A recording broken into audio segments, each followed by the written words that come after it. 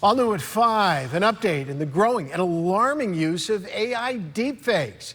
West Palm Beach police say the man they believe is behind several fear-inducing videos is using real people's faces, and he's been arrested in Puerto Rico.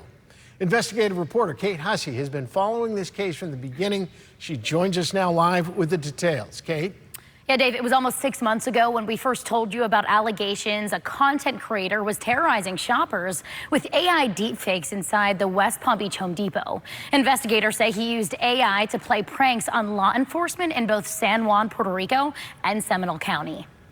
I don't regret anything. It's been 2 days. This is video of 22-year-old Alexis Martínez-Arizala shortly after his arrest. Charged with providing false information after San Juan investigators say he showed an officer a hyper-realistic AI video depicting someone stealing the officer's cruiser. But hey, I don't regret nothing. His arrest came 2 weeks after deputies in Seminole County say he pulled a similar stunt.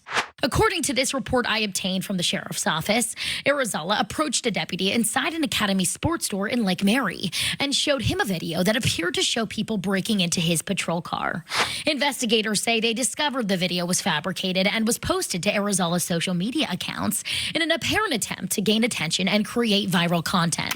He's now facing 4 charges in Seminole County, 2 of them felonies. In 1 month, I hit 50,000 followers on TikTok. That's body camera footage of Arizala months earlier at the Home Depot of Palm Beach Lakes Boulevard, where West Palm Beach police say he's pulled similar pranks twice before. Yeah, it was wild. Police say Arizala first showed Melanie Valentine an AI video of her truck being stolen, then tried to get her into his car. But it was really scary, like thinking about it after the fact. In a second, the content creator admitted on this body camera to using another customer's likeness to create an AI image of him kissing another woman, then showed it to his wife. That's not his wife. That's a fake woman.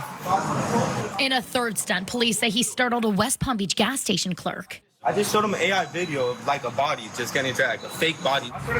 He was arrested that night for resisting an officer. Bro, are y'all serious? But not for any crimes related to his AI use. Laws have not kept up with the fast pace of technology. Former Palm Beach County State Attorney Dave Ehrenberg says while there are civil laws allowing people to sue for misuse of their name or likeness, criminal statutes haven't kept up. There are no laws that are directly on point, and that's why law enforcement and prosecutors need to get creative in how to charge this. A good criminal defense lawyer can get you out of the charges if the charges do not apply to the situation. Ehrenberg says Florida's AI Bill of Rights could have helped close that gap, limiting the unauthorized use of a person's name, image, or likeness in AI content.